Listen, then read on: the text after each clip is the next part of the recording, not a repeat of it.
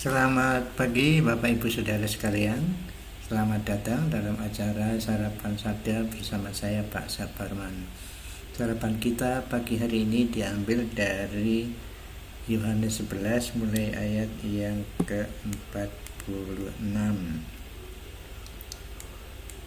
Demikian firman Tuhan. Tetapi ada yang pergi kepada orang-orang Farisi dan menceritakan kepada mereka apa yang telah dibuat Yesus itu. Lalu imam-imam kepala dan orang-orang Farisi memanggil mahkamah agama untuk berkumpul dan berkata, apakah yang harus kita buat? Sebab orang itu membuat banyak mujizat.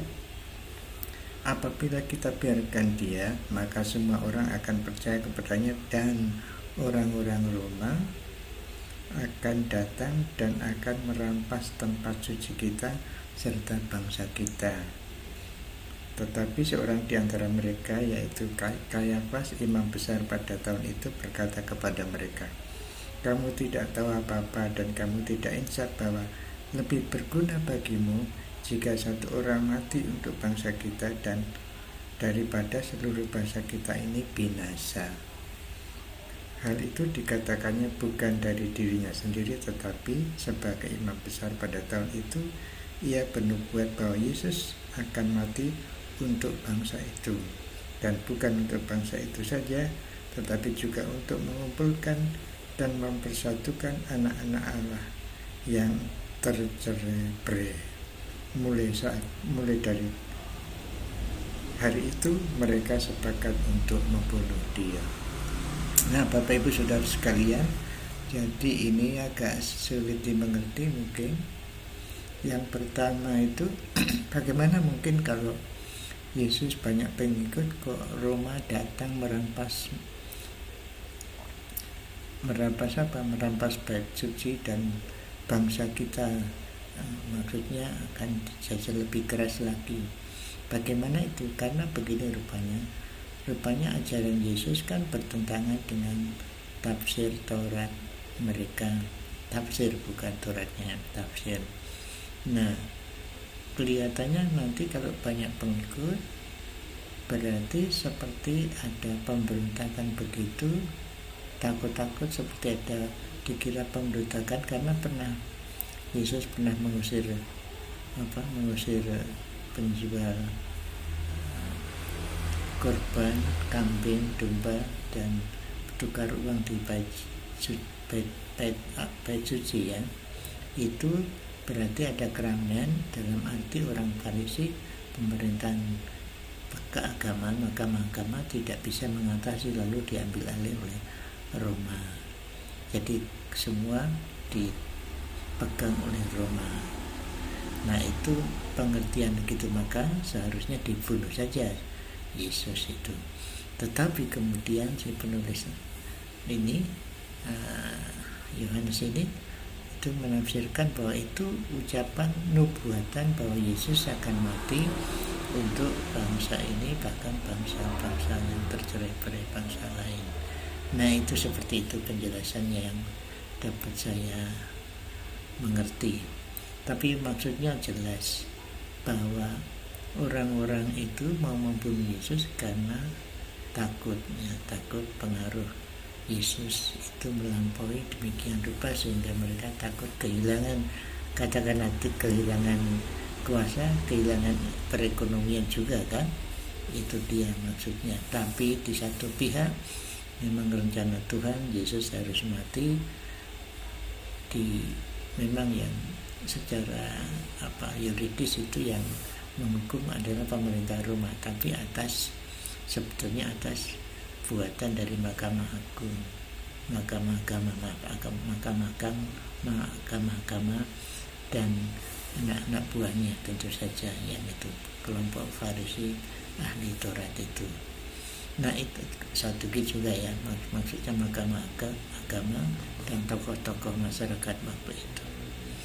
Nah, Bapak Ibu Saudara sekalian, dengan demikian persis apa yang maksud penulis Yohanes, supaya pembacanya percaya bahwa Yesus Kristus adalah Mesias, anak Allah, barang siapa percaya kepadanya beroleh hidup yang kekal. Itu terus diulang-ulang dalam bentuk cerita, dalam bentuk ucapan, dan lain-lainnya ditulis oleh Yohanes penulis Injil ini, sehingga pembacanya diharapkan percaya Yesus Anak Allah Mesias, yang percaya mendapat hidup yang kekal. Itu jadi di berbagai pasal ayat itu diungkapkan terus maksud itu. Saya harap kita yang sudah percaya kepada Tuhan Yesus Kristus mungkin bisa membagi Injil Yohanes kepada orang-orang yang perlu mengetahui, memahami, supaya bisa percaya kepada Yesus sebagai Mesias Anak Allah, dan yang percaya mendapat hidup yang kekal. Tentu saja kesaksian kita itu harus berhubungan erat dengan hidup kita.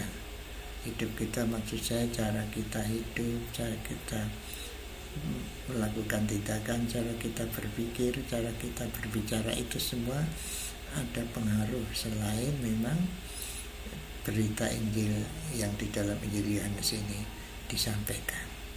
Jadi tidak seperti orang jual jamu ya, banyak ngomongnya tapi manfaatnya jamunya mungkin kurang baik.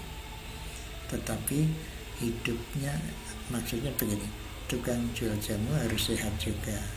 Kalau orang jual jamu tidak sehat, berarti kan jamunya tidak mempan untuk dirinya, cuma omongan saja, seperti itu.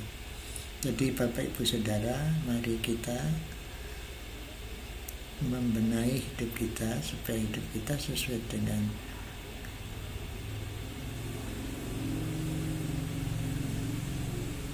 keberadaan kita sebagai orang yang percaya. Maksud saya berhenti sejenak tadi. Ya, mari kita pagi ini berdoa supaya hidup kita bisa sesuai dengan apa yang direncanakan Allah dalam hidup kita sebagai murid Kristus, sebagai orang yang sudah percaya, khususnya hari ini. Mari kita berdoa.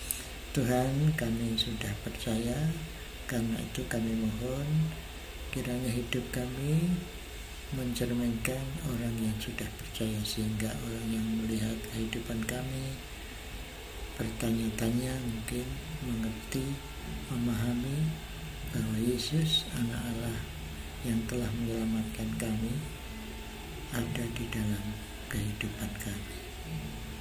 Terima kasih Tuhan, dalam nama-Mu Tuhan Yesus kami berdoa. Amin. Selamat berkarya Bapak Ibu Saudara sekalian. Tuhan Yesus memberkati Bapak Ibu Saudara dan saya. Amin.